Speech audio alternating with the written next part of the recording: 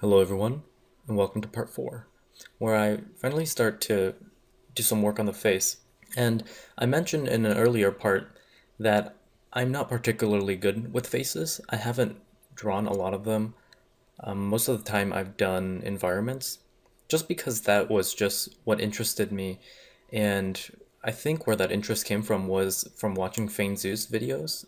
I think he's just really, really great, and he's a huge, huge inspiration for me. Just the way he approaches art, and yeah, he really inspired me earlier on, and so I did a lot of environmental work early on, but I didn't do a lot of faces or a lot of character work, and I would do some now and then, but I never really got good at it. I never did it frequently enough so that the lessons I learned from each drawing would stick and carry over. I would do one once in a while, and then I found that a lot of times when I went back to it, I would have forgotten some of the things that I learned, and I would have to relearn it. And relearning a lot of those things, they came a lot quicker the second time, but it's really something that you should do frequently if you want to get good at it. So, yeah, I'm not the best person with faces, and I actually messed up on the face a number of times, but I didn't want to cut that out, and I didn't want to hide anything. And I think a lot of times videos on YouTube and of time-lapse paintings, a lot of times it looks so easy because it's time-lapsed. It almost looks like the artist knows exactly what brushstrokes they want to put down and exactly how it goes, but that's really not the case at all. And even rewatching some of my own videos that I've made, I've realized that a lot of the struggles that I had while I was painting it don't show in the time lapse painting at all. It just looks like it almost just looks like I knew what I was doing and everything was going down exactly where it is, where exactly where it should go, exactly where I intended it to go. But that's really not the case, and I wanted to show you guys this. So, just to because I know watching those videos can be intimidating sometimes, and I just kind of wanted to show the reality. So I did not want to cut out the bits of me messing up on the face. So what you see now is me working on the face, but I actually mess up. See right there, I just messed up. Or I was messing up the whole time, and I decided to start over. It wasn't working, and a lot of times when a part of the painting is just hard, it makes you not want to paint. It makes you postpone. It makes you procrastinate the painting. And that was true to some extent here. I did not. I was out of like my comfort zone, so I did not feel comfortable painting the face. But something good about art is that when you see a lot of it, you develop a visual library, and you realize that even though you don't know exactly how to paint a good face, for example, the visual information is still in your head somewhere. Your vision is of a face is better than your ability to actually break it down and paint it. So when you make mistakes painting a face, even though you haven't painted a lot of faces in the past, just through looking at a lot of art, being observant, you're able to tell when the face doesn't look good. So I'm not a pro at painting faces, but I can tell when it's not working out, at least to the best of my ability.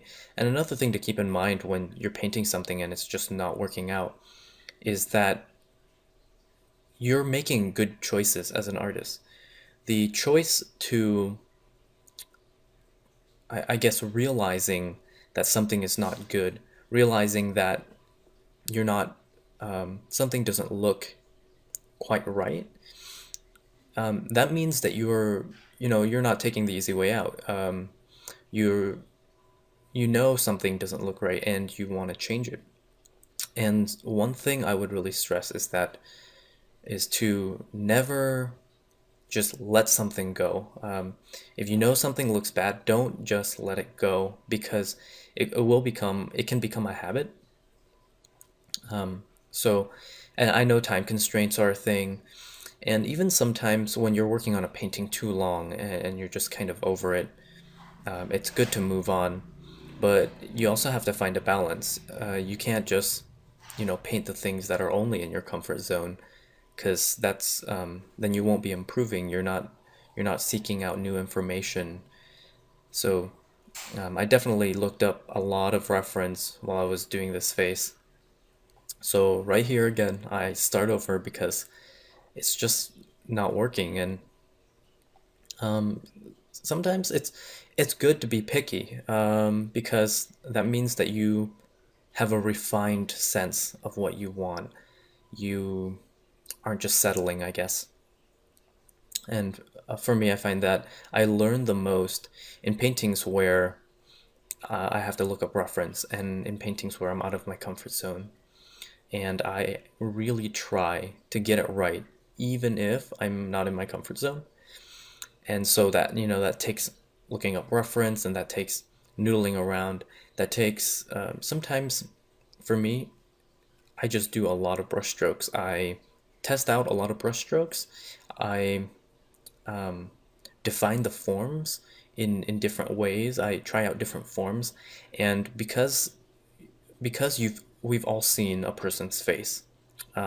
We've all seen just so many different things just throughout life. I mean, if you're 20, then you have 20 years experience of looking at images and life, and how light falls on forms.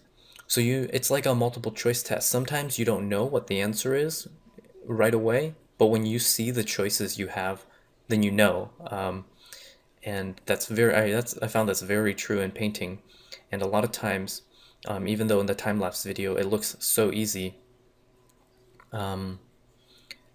it's not easy. And so I'll do paint strokes, and I'll keep going and going, and when I see the answer, I know, hey, that's the right answer, and I stick with that, and I develop on that, and I learn. It's almost like learning through accidents.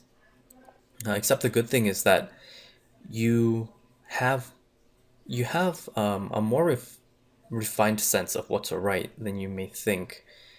Because, like I said, you have many years of experience looking at people and looking at things. So as soon as you see that right answer, a lot of times you don't need someone that's a master to tell you if it's right or wrong, in order to learn something, in order to move towards the right direction when it comes to learning something, because it's in your head already.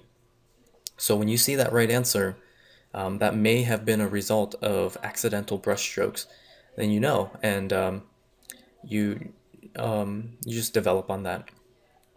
So, yep, this face right here, I'm actually gonna scrap this and start over again. And I knew that this video might be a little bit boring, just working on the face for so long, and not really getting anywhere with the painting, but I wanted to show this because I thought this was valuable, and I just thought that too many times pros make it look just so easy, and it's extremely intimidating. And yeah, when things get hard in a painting, just stay positive, and that's, I see it as a good thing. It's not an easy thing, but it's a good thing because that means that you'll be learning new things, and it'll make you a better painter. So I did have some reference up for this. I looked up just female faces and female face reference on Google, and off screen, off the recording screen, I had the reference up, and I was just looking at it now and then. And the reference I looked up was not in this angle at all. It was turned towards you a little more of like 3/4. I would say this is like turned a little bit farther than 3/4, but it was more like 3/4, and the person was kind of looking straight. They weren't really looking down like in this one. but the reference was good so that I can see the planes of the face. And this is the great thing about knowing fundamentals and studying fundamentals is that you don't need you don't need something to copy from to get it right. So when I'm looking at this, the reference that I have, I know that I can identify the forms and I can identify where they are because I have, to some extent, I have an understanding of how light falls on forms. So I can then turn that form in my head. I can look at the planes and I can reconstruct that in a different position. So it's really important to understand something and not just copy it. A lot of times I see paintings that are that are copies of photos, and yes, that's very good for studying. And I think a lot of people really, photorealism is very attractive to them, but it doesn't take a lot of skill to paint photorealistically. It takes a lot of time. There is a certain skill that where if you're very good, then you can paint photorealistically and you can copy photorealistically very quickly. But just a photorealistic painting is a terrible way to identify someone's skill and to gauge someone's skill, or to even gauge your own skill, because you're copying information that's already there. You don't necessarily have to have an understanding. You can be a computer that doesn't have thoughts and make a photorealistic copy. You can copy every pixel, or you can copy all the angles and all the measurements. You can measure it, but that doesn't mean you understand anything. Painting a photorealistic ball is no harder or no easier than painting a photorealistic face. It just takes a little bit more time. So, so now I'm finally getting to getting the basis of a face that I think looks okay, and I'm still very unsure at this point. I remember the painting. Oh, I just changed the skin tones to more red, and I thought it was starting to look a little bit like a statue, like a bronze casting of a face or something. And I realized that's because there aren't different hue variations. So the face, certain parts have more blood vessels in there, certain parts will be more red, certain parts will be less saturated. In shadow, things, if you have a very warm light, or your lit surfaces are very warm, your shadows tend to be a little bit cooler, at least. So I'm trying to add in those more desaturated colors in the shadows, and adding in a little bit of hue variation. And when painting faces, I find that saturation is something you really have to be careful with, especially when it comes to skin tones. Saturation is a huge, I guess, way to identify that your eye identifies realistic skin tones. Just because oversaturated skin tones will do what you saw earlier. They'll look like a bronze casting, especially if it's all the same hue or something. And faces, forms in general, have hue changes as they go in and out of shadow, and the face especially, because there's a principle called subsurface scattering when it comes to the face. And basically what this is when light penetrates your skin is to a degree transparent, very, not very transparent, very to a very small degree transparent. And what happens is light will hit your skin and penetrate down below, and then it'll bounce around in the blood. That's why places with blood vessels will appear more red when light hits it. So the light will bounce around in there. It scatters under the surface, and then it comes back out. So things that are partially transparent sometimes when light hits them, it almost looks as if they're creating their own light source and they have their own glow, is because the light's penetrating and then it's coming out from the object. And that's called subsurface scattering. And that's why you get these very saturated reds and colors when it comes to skin tones sometimes, especially the midtones of skin tones. So you can see where her cheek is turning to that area to the right of the cheek is a much more saturated color, and the area under her brow ridge is very saturated. Those places, and oftentimes the nose too, they have very high saturation because those tend to be mid-tone areas. And what happens with mid-tone areas is they have the right amount of light to really show the subsurface scattering. So in places that are very, very high in highlight, what happens is, yes, a lot of it will scatter under the surface, but a lot of it will just bounce right off the top also. So you're getting that very high reflectivity, or you're getting a lot of light bounce just off the top of the surface, not doing a lot to scatter. And then you're also getting some that's scattering. But that light that's bouncing off the top is so overpowering that it drowns out the the the red glow or the subsurface scattering effect. But in midtones, you don't have that very high highlight, so the light that's getting in there is mostly scattering, or a lot more of it is scattering in comparison. So that's where you tend to get those very saturated colors. So I guess I missed talking about a lot about the I missed a lot of the things I was.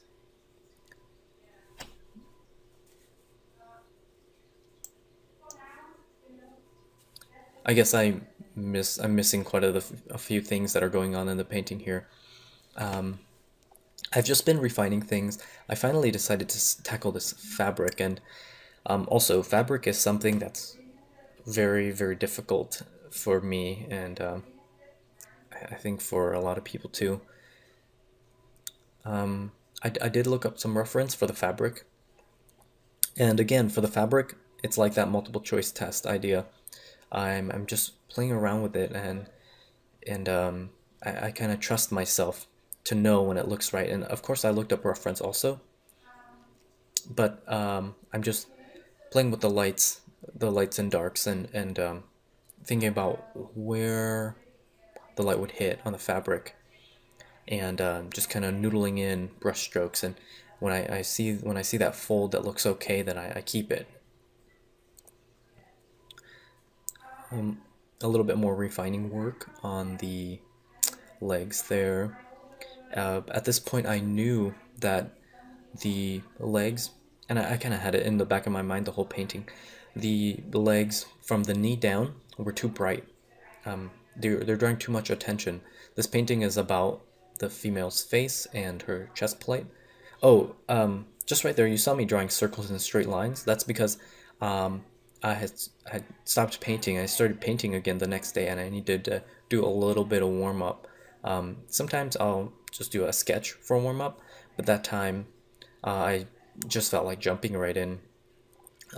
Especially because this is not an early stage in the painting where I'm drawing gesture, or where I'm doing loose designs. So I didn't need to be as loose, and so I just did a little bit of I just drew some ellipses and straight lines just to get my hand control down. Oh, but like I was saying, the legs, I knew that I had to darken that up to get less contrast. Because, like I said, this is about her face and it's about her chest plate. So I wanted the legs to draw less attention. And this is another part. I mentioned in an earlier part of this series that you're the artist and you have all the control over the painting, and there's no excuse to there's no excuse for mistakes besides that you're just not good enough yet. And that's perfectly fine. But just like this, I know I have to darken up the legs, and um,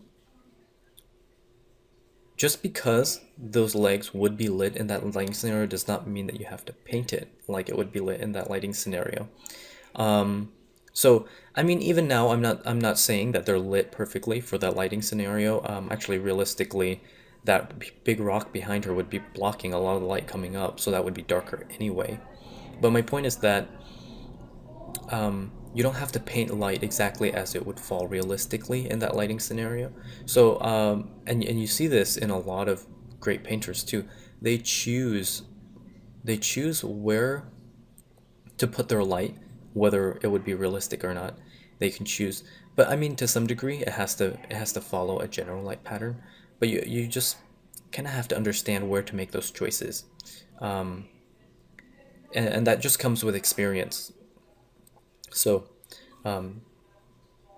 yeah, and another huge thing is choosing your edges.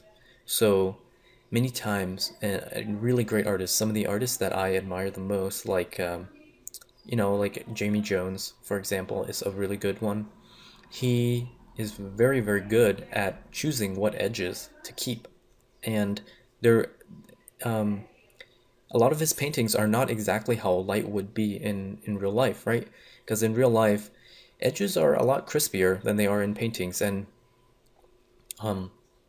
or almost all the edges you see are going to be crispy. If someone's standing in front of you, you see all the edges. There's pretty good definition between them and the background, almost always. And Jamie Jones does a great job of roughing up the edges and kind of playing down the edges that aren't important in the painting, places that your eye doesn't really need to hang around, doesn't need to focus on. So he'll decrease the contrast there. He'll make it less saturated. He'll just find ways to bring less attention to it. And I think that's a really important part of being an artist is understanding how to, I guess, exaggerate reality to effectively draw the eye. So yeah, the reason why I'm not talking about the specific things that are going on the painting that much, like just the painting of these kind of wrinkly pants and stuff like that, is because this is just rendering, and there's not a lot I can say about rendering. Um, not because not because there isn't things to say about it, but I find that no matter how much you tell someone, or no matter how much advice you give them on rendering, it's just an understanding of fundamentals. That's all it is, and it's an understanding of materials and light, things like that. Things that I'm not going to be able to teach you, just or I shouldn't say teach, but things that I'm not going to be able to show you in this video. So I'm not talking about them too in depth. Later on, I think I might do some series on fundamentals, but this is just about this painting, and so I'm just talking about general things, just ways that I think about art, that I find helpful when it comes to painting these sort of things. So I guess there is some relevance.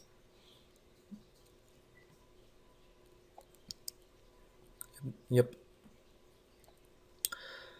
So, yeah, just still painting away. When it comes to these really long-winded paintings, these paintings that just last so many hours, the motivation is on and off for me always, and I think it is for, all artists too. Because when you get to a certain point, the artist knows what the painting is about, and they know what it's like. So the rest of the painting is just the effort of making it understandable, making it communicate well with the viewer. And when I say communicate, I don't mean send some sort of profound message, but I mean just rendering it so that the viewer knows what they're looking at. they visually understand what it is. So once, whenever I'm painting and I've kind of realized the vision, and that's when there's a little bit more, there's more tedium that comes in because now that I know what it's about, it's just a matter of showing the viewer what it's about. So there's not as much creative work, I guess. I do still really like it because you get to see the fruits of your labor, I guess. And it's not always the funnest, but when I spend an hour rendering and then I I look back at what it looked like an hour ago, it's just really nice to look at that. And it's nice to think that this canvas a number of hours ago started completely blank, and just through patience, it can look pretty awesome. Trying to I'm still trying to think about how I'm going to draw less attention to this. And it might seem counterintuitive to paint it out nice, render it up, and then just like glaze over it with a brush to kind of like take out the detail, which I'll be doing a little bit later. But I find it gives it a nice look, because it gives it a hint. It tells your eye that the detail is there, that that visual information exists, but by rendering it out to some degree and then bringing less attention to it by killing the edges or bringing less contrast. There's subtle detail in there, but it doesn't, your eye doesn't cling to it. Oh, so like I'm doing here, just glazing over some of the detail, and some of the time I spent refining some of the light that was there is sort of now being painted over. Yeah, I'm also adding. You saw me throwing in some more gray colors. That's for less saturation. Less saturation just tends to bring less attention. Your eye pays less attention to it. So I'm not going to spend a lot of time designing exactly how that boot or how that foot is going to look, because the eye's not going to be there anyway. So I am not going to spend my resources, my time and energy on that. Instead, I'm going to leave it kind of rough and just move on to other parts. And this is something I had a lot of trouble with earlier on. Just like you don't have to render everything, and it sounds so simple, but when you're the artist and you're putting your creative energy into it, it's just can be so hard just to overlook something on purpose. The process of learning to not define something too much was extremely hard for me. It just came with a lot of time. I think that's the case for a lot of artists too. We see things so iconically, and we just want to paint exactly what they are. We you see, you see a paperclip, and you want to paint the paperclip. You want to paint how the metal curves, and you want to paint, the thickness and all that stuff. But, really, all you need, I mean, you can define a paperclip with a few brush strokes, three brush strokes. You could, you know, a paperclip is basically an extruded cylinder that's bent. I talked about this before, but just the visual cues, picking up on the visual cues and applying them. Because you learn those visual cues from looking at things. When you look at things, or when I look at things, I think about what makes that look like what it is. Just a matter of, I'm repeating myself now, but just a matter of learning those visual cues and applying them. And I think that's where learning art is most effective, is to learn what makes something look the way it is, have some understanding behind it. Once you have an understanding of a certain subject, you can apply that to that subject or to similar subjects in any scenario. For example, if you understand the planes of the face or you understand anatomy, you can draw it in any position, any gesture you want.